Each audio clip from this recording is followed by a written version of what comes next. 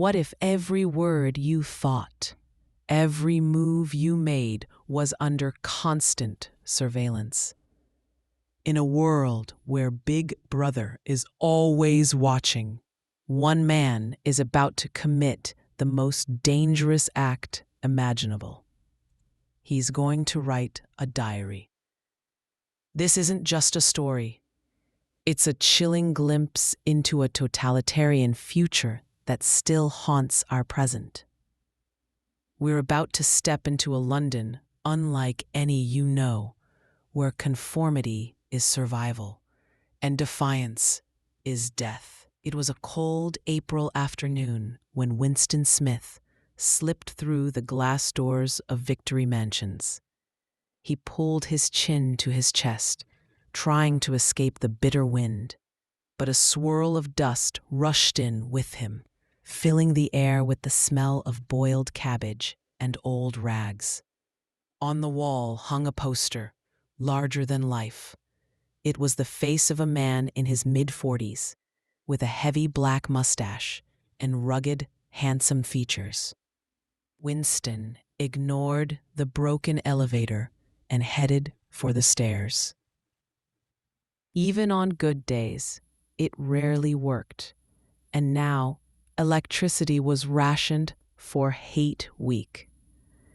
His flat was on the 7th floor, and at 39, with a varicose ulcer above his right ankle, the climb was slow and painful.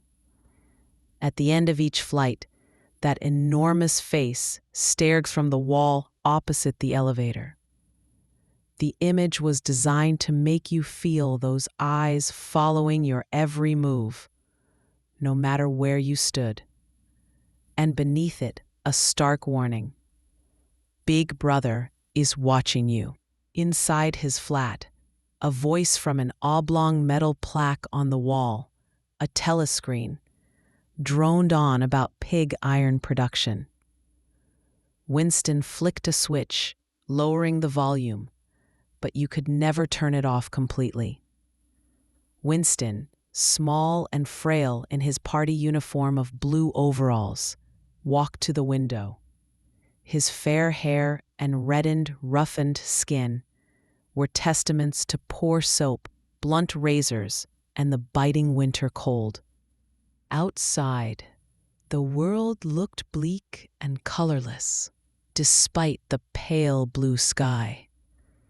Dust and torn paper swirled in the street, and everywhere, that black mustachioed face stared from posters. One poster, directly opposite, reiterated the chilling message, "Big Brother is watching you." His dark eyes seemed to gaze directly into Winston's own.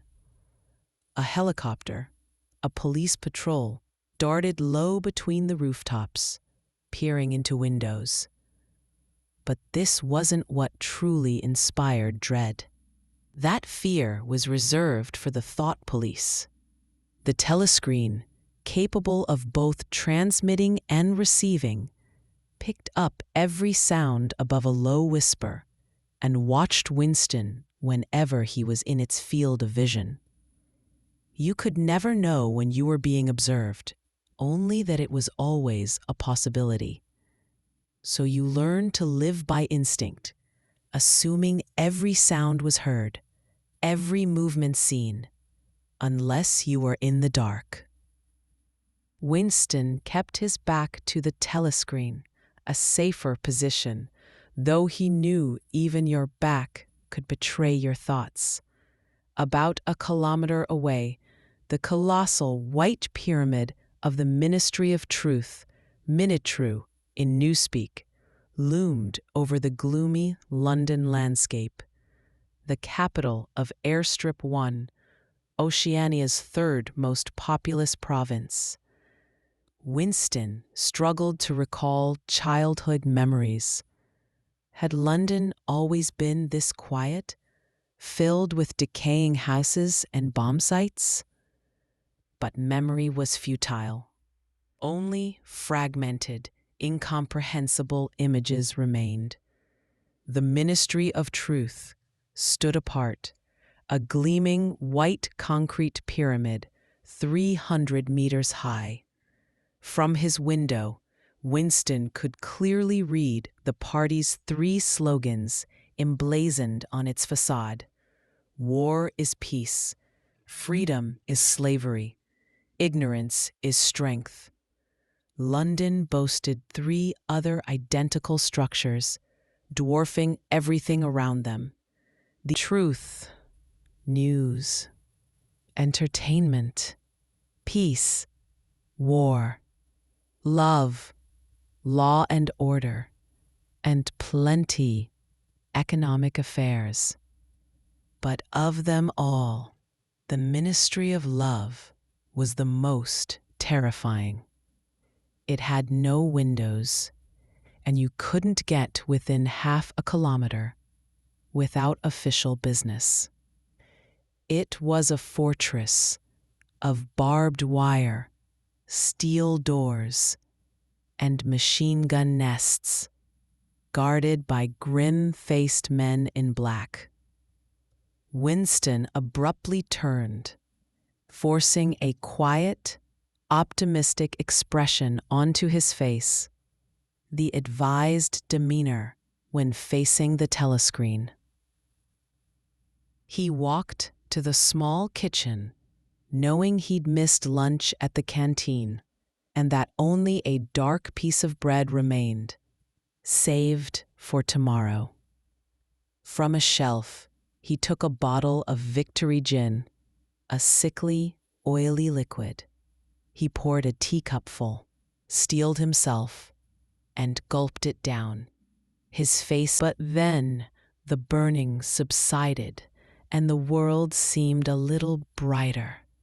He fumbled a Victory cigarette from a crumpled packet, tobacco spilling, then carefully lit a second.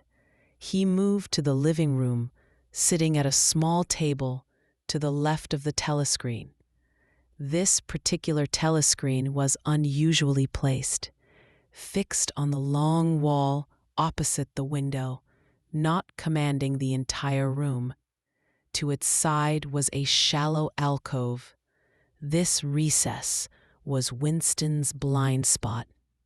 If he sat completely within it, the telescreen couldn't see him, though it could still hear every sound.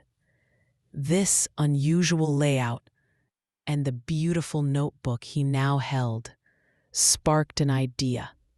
The notebook, with its heavy cream-colored, age-yellowed pages, was a relic from 40 years ago, perhaps even older. He'd seen it in a dingy junk shop and felt an overwhelming urge to own it. Party members weren't supposed to visit free market shops, but certain necessities were impossible to find elsewhere. After a quick glance both ways down the street, Winston had hurried in and bought it for $2.50. He hid the notebook, feeling guilty. Just owning it was dangerous, even empty. But Winston intended to write a diary. This wasn't illegal. Nothing technically was, as laws no longer existed. Yet the penalty for discovery was undoubtedly death, or 25 years in a forced labor camp. He dipped an archaic penholder into ink. He wasn't used to writing by hand, preferring a speakwrite, but this felt right for the beautiful paper. A tremor went through him. Writing on paper was a decisive act. He wrote in a tiny, uncertain hand, April 4th. He leaned back, overwhelmed. He wasn't even certain it was 1984. He was 39. Who was this diary for? For the future, for the unborn. His mind flashed to a newspeak word, doublethink. He suddenly grasped the enormity of his undertaking. How could you communicate with a future that might not listen, or a future that was utterly different, making his effort meaningless? He sat staring at the page as strident military music filled the room. It was strange. He'd lost not just the power of expression, but even what he'd intended to say. He'd prepared for weeks, assuming courage was all he needed, that the writing itself would be easy. He thought he'd just transfer the turbulent, unending dialogue in his mind to paper. But his mind was blank, and his ulcer itched unbearably, but he dared not scratch it. The seconds ticked by. Then, suddenly, he was writing. A deep terror seized him, only partially aware of the words pouring out in his childish, tiny script. April 4th. Last night to the flicks. All war films. One very good one.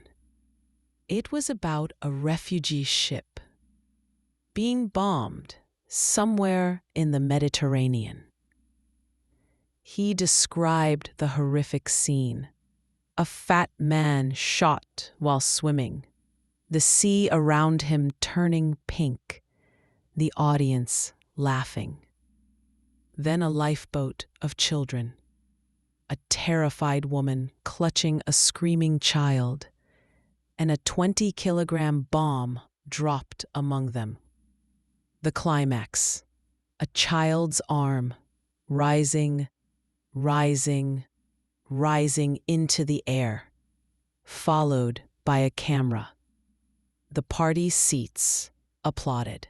A woman in the public section started yelling, "They mustn't show this to children," until the police silenced her.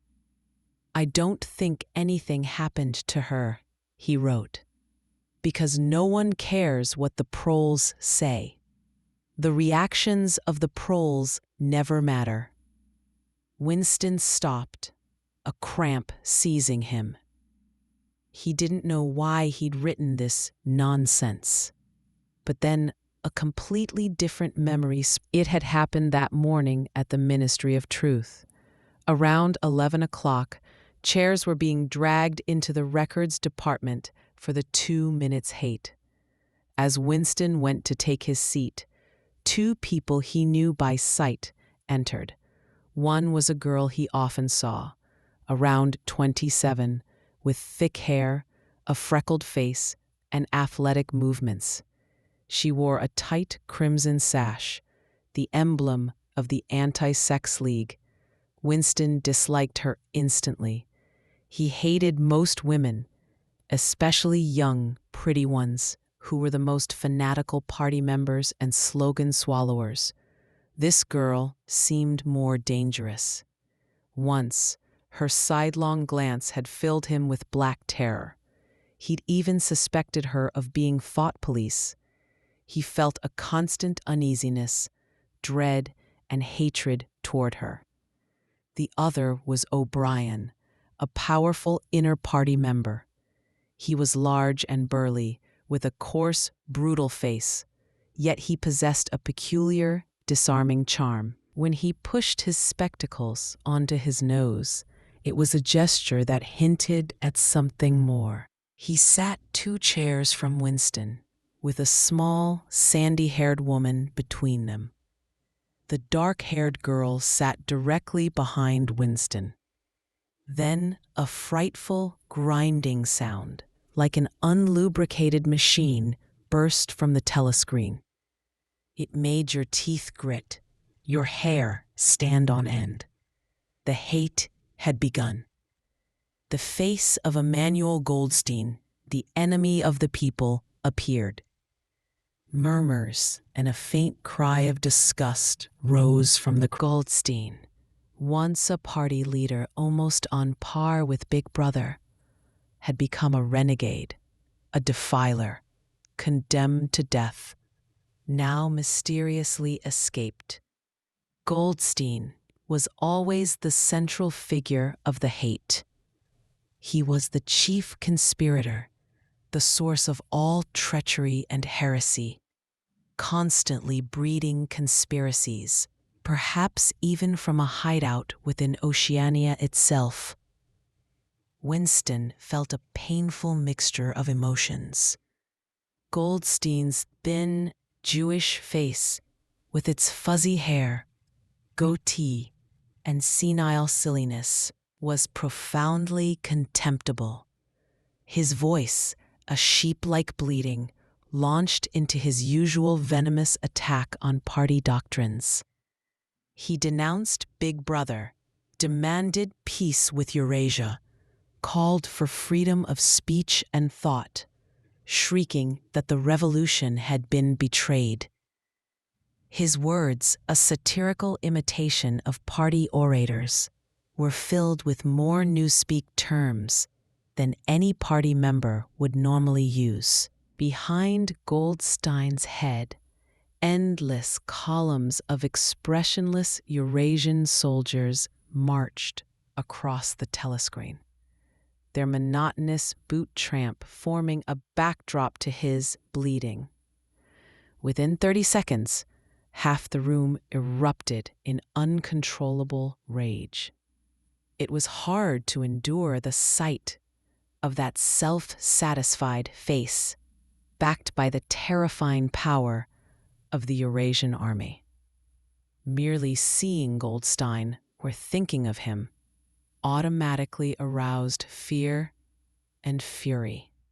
He was a more constant object of hatred than Eurasia or Eastasia, as Oceania was always at war with one and at peace with the other.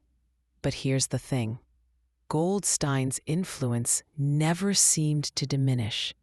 Despite daily refutations and ridicule, new imbeciles always fell for his temptations. The thought police constantly uncovered spies and saboteurs working under his direction, part of a vast, invisible army and secret network called the Brotherhood. Whispers spoke of a dreadful, untitled book, Goldstein's book, secretly distributed. No ordinary party member would ever mention the Brotherhood or the book if they could avoid it. The hate reached a frenzy. People screamed, leaping up and down to drown out the bleeding sound that drove them mad. The sandy-haired woman turned pink, her mouth opening and shutting like a fish. Even O'Brien's heavy face grew red, his chest heaving. The dark-haired girl behind Winston screamed. "Pig, pig, pig!" She hurled a heavy Newspeak dictionary at a dizzying terror and desire for revenge, a primal urge to kill and torture, seized everyone like an electric current, transforming them into screaming, grimacing lunatics, whether they wished it or not. This intense fury was abstract, an emotion without a clear target, transferable from one object to another. At one moment, Winston's hatred wasn't for Goldstein at all. It was against Big Brother, the party, the thought police. His heart yearned for that hated heretic on screen, the sole guardian of truth. Then, in the next moment, it would flip. He'd unite with the crowd, everything said about Goldstein seeming true. His secret loathing for Big Brother would become adoration, seeing him as a fearless protector. Goldstein would become an ominous enchanter, threatening civilization. You could even redirect your hatred by sheer force of will. Suddenly, with a violent effort, like waking from a nightmare, Winston transferred his hatred from the telescreen to the dark-haired girl behind him. Vivid, beautiful hallucinations burst into his mind. He would flog her, shoot her, rape her, cut her throat. He realized now more than ever why he hated her. She was young, beautiful, sexless, and he wanted her. But he would never have her because of that abominable crimson sash, that aggressive symbol of chastity. A deep sigh of relief rose from everyone. No one heard what Big Brother said. Just simple, encouraging words. A speech to restore confidence. His face faded, replaced by the party slogans. War is peace. Freedom is slavery. Ignorance is strength. But Big Brother's face lingered, its impression vivid. The sandy-haired woman flung herself back, murmuring, "My savior," arms outstretched, then burying her face in her hands, uttering a prayer.